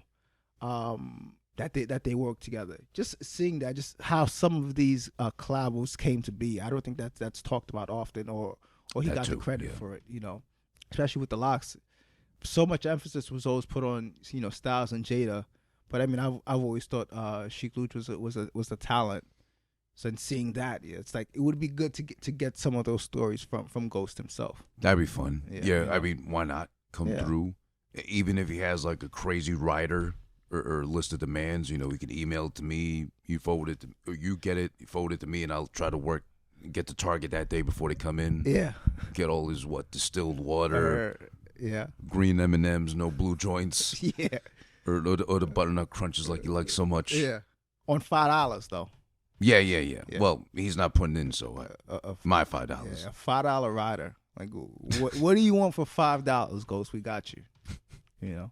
So yeah, I mean, I think that would be legendary. We got to put that out there in the universe. As they say, we got to manifest this shit. Ghostface on the Mighty Healthy Podcast. And I think it does work because he was on a remix to the Kanye record. Or are you thinking the one that Kanye jumped on his remix for? No. Back Like That? Shake. Oh, yeah. Well, that too. Yeah. Kanye was on Back Like That. Good point. And he paid tribute to him? Yes. Redoing his verse of Ice Cream? Yeah. That's legendary. Yeah. Yeah, that was at that time where Ghost was killing it for Def Jam, making them all sorts of money. Yeah, when he had Back Like That, that was a real good record. Yeah. Catchy. Yeah. That is true. Neo cursing on the hook. Yeah. Dirty mouth boy. Yeah. But on New God Flow, the Ghost verse, I don't think they got it in time for the release of that Good Music compilation, but then it was released afterwards, and Ghost had a verse on it. Yeah, and that's crazy to think too. Yeah. So it's like Ghost being part of his own history. It's like, you know, yeah. I thought that was dope. So the fact that he did New God Flow, I think is it's possible for Ghost to be on the Mighty Healthy podcast. I see that happening. Come on. I see it happening. Come on. Come in. Yeah. Get in here. Get comfortable. We'll come to Staten Island or wherever you at. Yeah. We're gonna make that happen. Kick up your wallies. Make sure you're comfortable. Yeah. You know, do you need a hot towel around your neck? Yeah. To relax and zen and cleanse. Yeah. You know, give us explain some of that medicine, and rest in peace. By the way, to Papa Wu, who passed away a few weeks back. Rest in peace, Papa Wu, who's just legendary in Wu-Tang's history. Mm-hmm. You know, and that's one of the things that I think needs to be better explained, is that people like Papa Wu guided, you know, these people, gave them advice and how to navigate the game. And you saw, like, I mean, they didn't have too many struggles publicly, but I think it's because some of the people behind the scenes that kept them together. Yeah, you know, and Ra the Rugged Child was released recently, a Wu-Tang affiliate, so that's legendary. So yeah, rest in peace, Papa Wu. Yeah, rest in peace, definitely. Yeah, but yeah, I think it's elemental that we insist, we make it clear cut to the universe and all the elements and the astrological intergalactic bodies out there that might, you know, make up the 5% wisdom that, you know, it's harbored inside the mental, as they like to deem it, of Ghost and Ray and everybody in the Wu and all the affiliates too. Yeah, there's a Wu affiliate out there that listens to us right now. Yeah, some way, shape, or form they know of how to reach to God. Yes, and touches God body, pause to let him know he has to come through. Yep. We need Ghostface in the Mighty Healthy podcast. That's sitting here, or like you said, we'll go to Staten. Yeah. It's no problem. Yeah. And you know what? It might as well be something that can happen, because at least I know 3 good friends of mine that have already bumped into Ghost in person. Yeah. And they've all said the same thing. He's nice, he talks to you, and most importantly, looks you in the eye like a man. That's right. That works. So it's already trickling down. Yeah. So maybe their good luck and my not good luck will pass on to us, and then we'll bring that together, and then we'll have them here. This is gonna happen. I see this happening. It's happening. Yeah. Yeah. Yeah, and don't think you're safe either, Lupe. Oh yeah, Lupe too. Yeah. Yeah. This is gonna happen. We're gonna get back to Lupe, but yeah, let's continue on Supreme Clientele. Some of the records you mentioned: Wu Banger 101 with Jizza Capadonna. Mm-hmm. Meth was on there. Strong record. Delivery. What was it? What did he say that stuck? Find this. Wu Banger.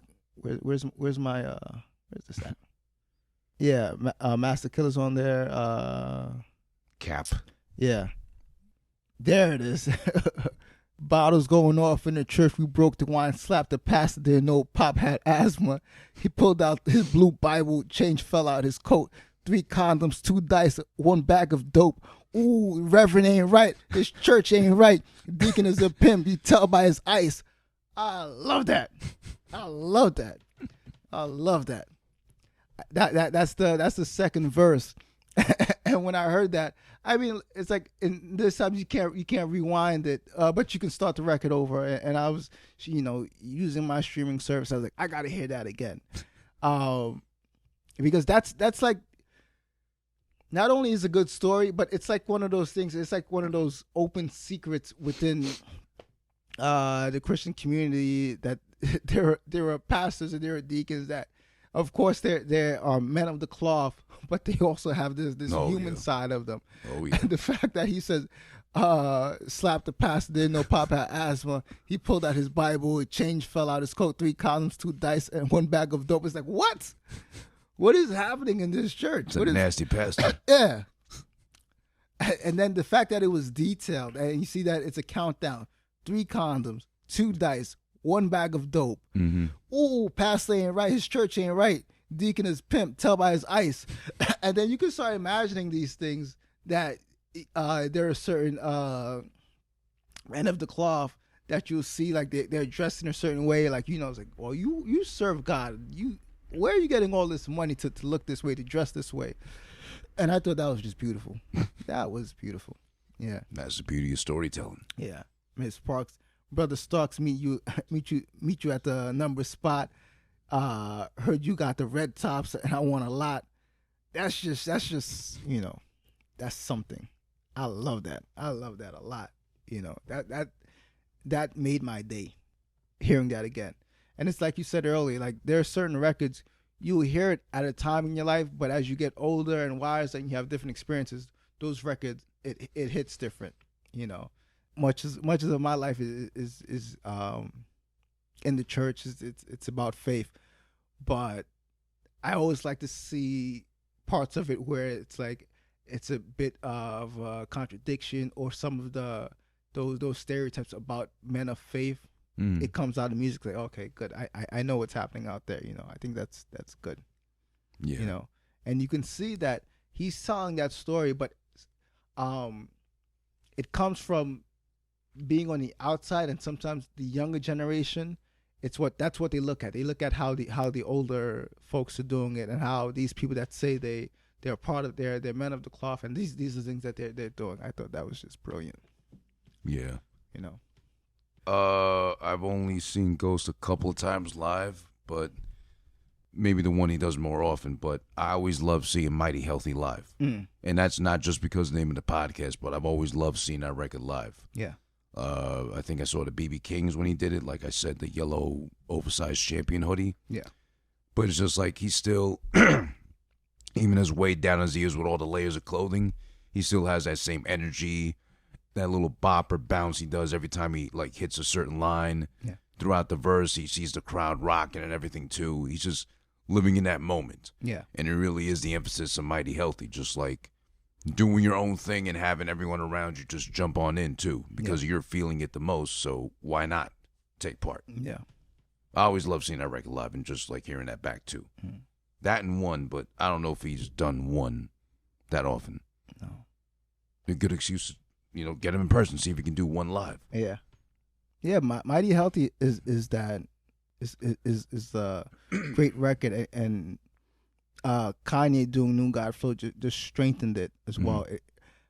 That's one of the things I'll give Kanye credit for. I just heard the story of how he wanted to work with Uncle Murder, and Uncle Murder kind of ruined that opportunity by jumping on Ray J's "I Hit It First" remix, and that kind of ruined that relationship. But you see that Kanye, actually very similar to Drake, taps into other artists that he respects, and he's always willing to work with them and acknowledge their creativity. And sampling, Ghostface and having Push on the record just meshed two generations together. And then even later on, when Pusha drops his album and says, this album is his new Purple tape, you see just how. Now I'm forgetting the album. What's the name of the Pusha album? What was the last album? Daytona. Okay, yeah. And he puts out Daytona, and he's like, "This is my Purple tape. I'm your Ghost and Ray," and like you see just the impact that these guys had. It's still influential today, and the next generation, the people that like Pusha T, are gonna go back and listen to and you know how people do it today. It's that if I like one artist, I'm listening to their entire catalog. Like I want to know everything about them. I think you can relate when we were in college together. Yeah. That we have those moments where it's like, oh, I like this artist. I want to hear everything they're doing.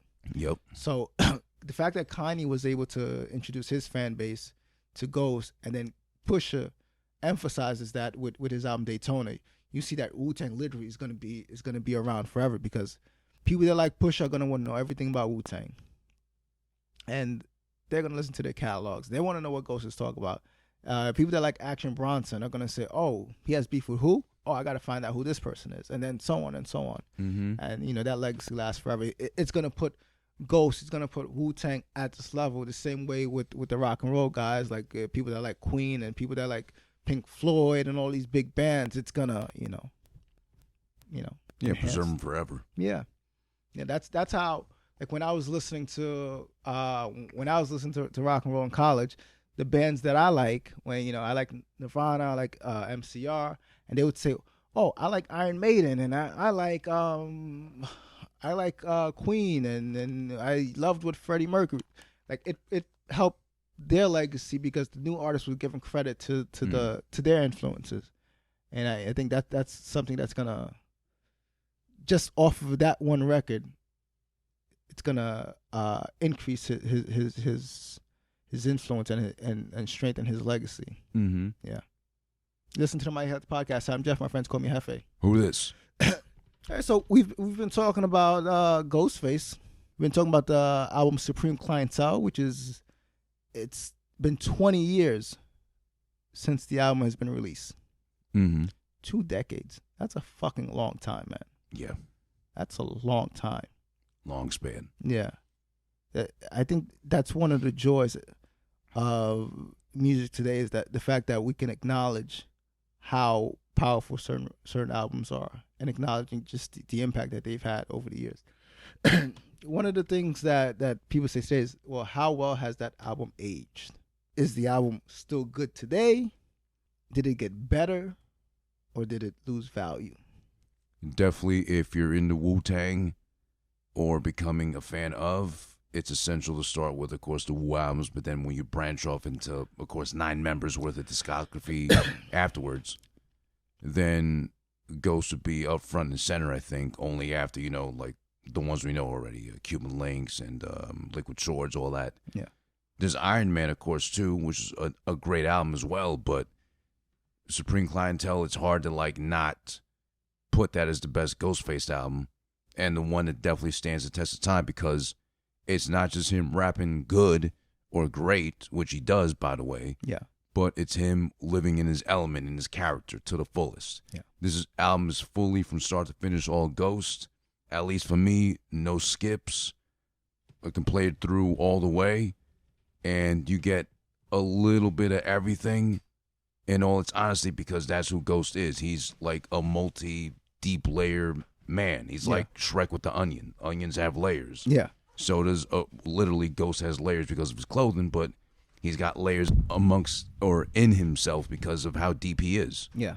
I mean, if you remember the first album, of course, you had the one with Mary that everybody knows, that All I Got Is You. Yeah. Yeah. People loved him because of that. Yeah. You didn't have any of those on this one, but it didn't need it because it was already so full and rich of just his honesty. Yeah. Of who he is, fun-loving, deep, introspective, gangster, scary, MC of MCs and everything, too. Yeah. So, yeah, this definitely stands the test of time. It will continue to do so. Yeah. I agree with that. 100%. Yeah. There's one of the things I have to give him credit for is that, mafioso rap being, when it came onto the scene and everyone was doing it, and of course, they started, the whole Wu Gambino concept in music. When he names this album Supreme Clientele, what's beautiful about that is, for people that are interested in mafia lifestyle or business or having a lot of money, is that your success is based off the amount of people that respect you, the amount of people that follow you, because they bring people to you. If you have podcasts and you have a lot of fans that hang on to your every word, you have a huge clientele. And one of the things that he said often, that I hear throughout the album is always reminding 12 men following. He's always referencing how he has disciples like Christ. He's always having a huge following. Mm-hmm. And the fact that he named that album Supreme Clientele shows you that he really believes that. Like, he has a huge following. He has a large core of people that hang on to his every word and everything that he does. Mm-hmm. So that's shows you that, yes, this album, it lasts the test of time.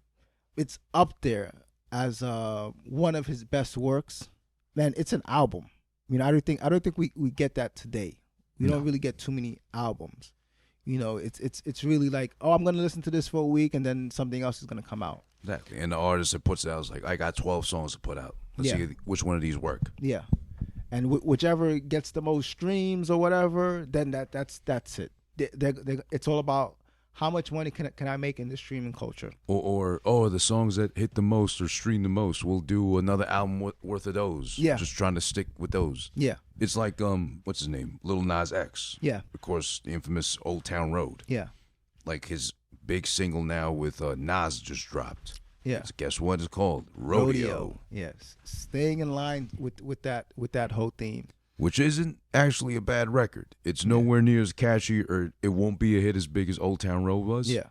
But it's just funny because Nas is on it, literally. Yeah. And it's just so funny whenever Nas like gets in. He's so terrible at like talking around the record. Yeah. Like, you know how Ghost just talks a lot of random shit, and he's the king of it. Yeah. Nonsensical, just rambling shit, but it's so funny and hilarious. Yeah. But then when Nas does, it's just like, yo, like matter of fact, most of the time, yeah, yo, it's like 5:27. I've been in the studio all day. Yeah. But this one, he keeps calling himself like Big Nas, obviously because of Lil Nas X. Yeah. Yo, Big Nas, Lil Nas. You know what's so interesting about that record is that the record is good. Yeah. Nas's verse is good. Mm-hmm. But he also made a greater effort to reach out to Lil Nas's fan base. Mm-hmm. Like he wanted to talk to them. Like, you know, like us as fans of Nas, we're gonna find, you know, what is he saying to his core. But from what I got is like he's reaching out to the people that like Lil Nas X. You know, a lot of people that like Old Time Road, which I've never heard in its entirety. I'm just gonna put that out there. I haven't paid attention to the record. I really don't care for it. That's kind of hard not to do because it was like everywhere. I just never. I heard snippets of it, but it's something that never caught my attention. Mm-hmm. But I saw like Nas made the effort to connect to his fan base, which is commendable because that's big of him to do so. Yeah, he didn't have to, and I'm probably like Lil Nas X didn't like even think of that. He just like took the name and just like ran with it. Yeah. And nothing bad on his part either, but like I don't think that was his main focus. No. But it's a good thing it happened. It's out the way now. Yeah. Because everybody was going to eventually wonder, well, when are they going to do the record together? Yeah. And to his credit, to Lil Nas X credit, he has 2 records with 2 legends. I mean, he has with Billy Ray Cyrus, the father of Miley Cyrus, popular musician in his own right. And then he has this record with Nas. True. Much to his credit, the stars lined up well for him to get these hits. Like he said, I'm pretty sure he's not gonna have a hit as big as Old Time Road. No. But if he has the right people around him, he'll have a career that lasts the test of time. Yeah. Hopefully, though, whoever dressed him for the Grammys, they fire that person quickly, because the effort to make him look gay was horrible. It's like, okay, you're putting it out there that he's gay, but having him in a bright pink cowboy outfit, that was the dumbest idea ever. That's like why we know he's gay. Yeah. And if we didn't, there's no one now around the world that doesn't know he's gay. And I'll take it even a step further. It makes me even question, how is he really gay? That too. Yeah, because that too. When you see people, if you've been around people in that community, yes, they're flamboyant. Yes, they're very expressive. But that pink cowboy suit, I don't think any gay person would ever consider wearing that. No. I think that's over the top. And that's seeing what Billy Porter has done. Billy Porter wore a hat that was like very chandelier-esque. Mm-hmm. He wore a suit that transformed into a dress at the bottom. Very interesting. But I doubt he would ever wear a bright pink cowboy outfit. I think that was a very bad idea. Whoever styled him, that person should be fired. Yeah. Imagine he picked it out himself. If he picked it out himself, I think he's trying a little too hard. I don't think the gay community is embracing that. You know, it really at some point it just made like, are you gay for money or are you gay in real life? You know. I forgot there was that whole thing. Yeah, you're right. Yeah. Like doubting his legit gayness or something. Yeah, because you remember Nicki Minaj at some point teased that. Lady Gaga teased that. It was like just saying that they're gay, but it was just to get that fan base. You know, I someone at his age, it's like, if you are, you are, but are you really, or are you saying that because you want that audience? Mm-hmm. You know, are you happy with Ellen shouting you out? Is that what you want, or are you really that? You know, then so yeah, because he can't just simply drop it one day like, hey guys, I'm Not that I'm not gay, but I'm just tired of being gay, so I'm done. I want to see that. That would be hilarious. That would be hilarious. Like, yeah, he was gay for 10 years, but he went back. He's going straight. I got it out of my system. Yeah, he relapsed. He's back on the pussy. Yeah. Well, back in the pussy because He's back in the pussy. He relapsed. Yeah. It's interesting. You listen to the Mighty Health Podcast. I'm Jeff. My friends call me Jefe. Who this? We've been talking about Supreme Clientele. Shout out to Ghostface. We're putting this out there. We need Ghostface Killah on the podcast. We need that. We need to make that happen. Absolutely. Yeah. Okay. It's just right. Yeah. I see it happening. Yeah, why not? I see it. I see it happening. It's working. Any other thoughts on Supreme Clientele, on Ghost?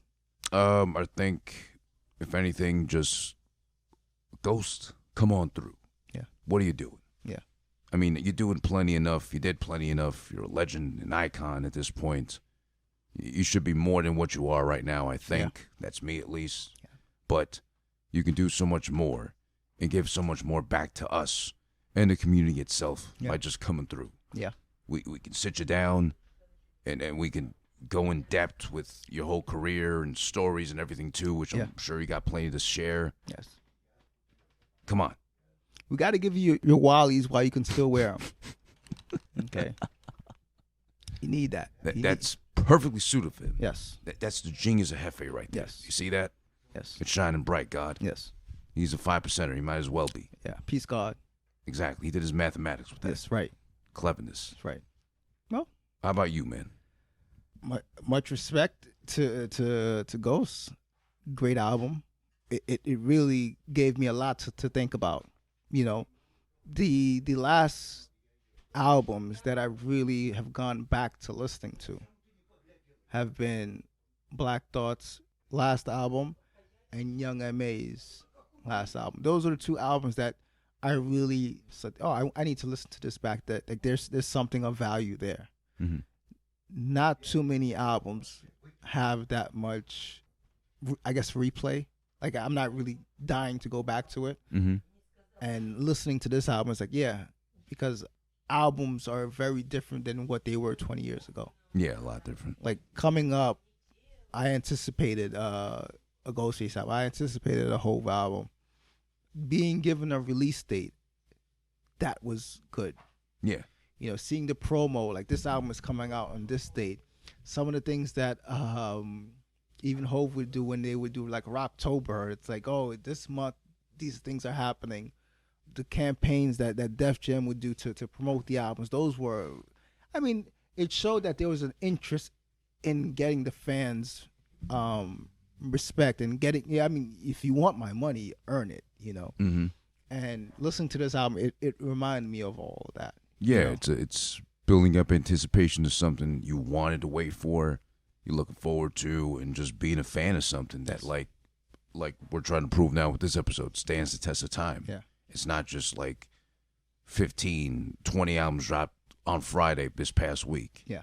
We're going to skim through them all, maybe make a playlist, and then what's the next batch got for us? Yeah. Yep. And, of course, having a young Melyssa Ford in the Sheshilla Ghost video. Yeah. Oh, amazing.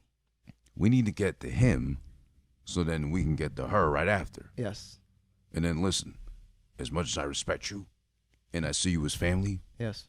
You know, we're going to have to scrap if it comes to it. I have no issue with that. Yes. Put up your dukes, man. Yes. I'm sorry. Yeah. Yes. I have no issue with that. Okay. It's only fair. If you have to like knock me off from Melyssa Ford, I would forgive you in an instant. That's Melyssa Ford. Get your paws off her. Yeah. That's legendary. You're too busy with Jesus on your knees. Yes. Praying to him for all your powers. If we got to kill each other for Melyssa Ford, then yes. That's a beautiful moment. Cain versus Abel right here. Yes. Because she has, that's 20 years of fineness right there. Okay. Refined. Because Sheshilla goes, that's a 20-year record. She's been around for that long, still fine, getting better with time. Yes. Yeah. Okay. But imagine special guest referees Maya. Oh yeah. Yes. Maya's still doing it too. Listen, this is some legendary situations here. And then Ghost could be the commentator. There we go. I think there's a chance that if Ghost is there, Ghost would be making a play for both Maya and Melyssa Ford. I see that. Then we lose both. Yeah, I think getting our weight up and being able to lock down a Ghost interview enhances our respect and getting Melyssa to hang out. Yeah, come through. But it has to be when Ghost is not around, Yeah, because he gets wind, then he might just like stroll on by. Yeah, I mean, imagine throwing those strong arm darts at Melyssa Ford. I mean, how could you compete with that? That's true. Yeah, Starkey Love Hunt. Yeah. Black Mrs. America, your name is Erica. I mean, you dropped that on Melyssa Ford, come on, Yes.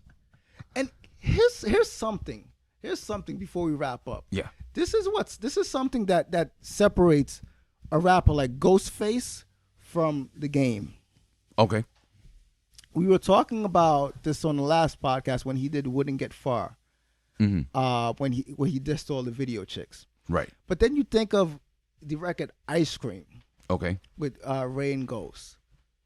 It shows you what has changed so much in hip hop. And just why this is something for you guys to reflect on. This is something for the listeners to reflect on. Mm-hmm. In a time where Ghostface makes when Ice Cream comes out, these are records that are it's like hood romance. It's like you're flirting with these women. You're giving them the best compliments from through your ability to communicate to get them to give you a shot to get them on your side. And then you hear a record like Wouldn't Get Far, and it's completely trashing those same women. Mm-hmm. And that shows you the difference between the two and why that generation, the Woo babies, don't have to ever subscribe to what's happening in the whole Me Too era and this whole feminism nonsense. Because you listen to a record like Ice Cream. I don't care what people are saying now, how you communicate with women. That's beauty right there. It is. It's sincere. Yeah. Describing a woman to something that you like, food, and just little titles and things. I think that's beautiful. Yeah. As opposed to he didn't know Melyssa Ford drove a Honda Accord. It's like, really you're gonna put down this baddie down like that, Yeah.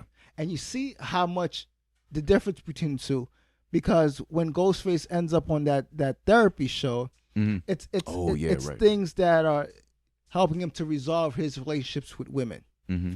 When Game is on VH1, he ends up being sued by that woman for sexual harassment or abuse and has to pay millions of dollars. That's the difference between the generations. And I think that's what people that follow the culture, you got to analyze that. Mm-hmm. Like, you got these two people and you see how their approach to women is, That's a good point. Very legendary stuff. Real good point. Ghost, those are your Wallies. I gave you your Wallies why you can still wear them. You got to be on a podcast. I don't think anyone could make that comment right there. That's legendary stuff. We should be filming this. It's mama mentality. Where's Dwayne? Dwayne should have been filming this. Dwayne got lost on his way to Staten Island. Should have been filming. This is legendary stuff. Okay, much love to Ghostface. You listen to the Mighty Health Podcast. Hi, I'm Jeff. My friends call me Jefe. Who this? See you next time. Yeah. Next show, we have Lansky Jones. He's going to be on the podcast. Yeah. All right. When we hug these mics, we get healthy.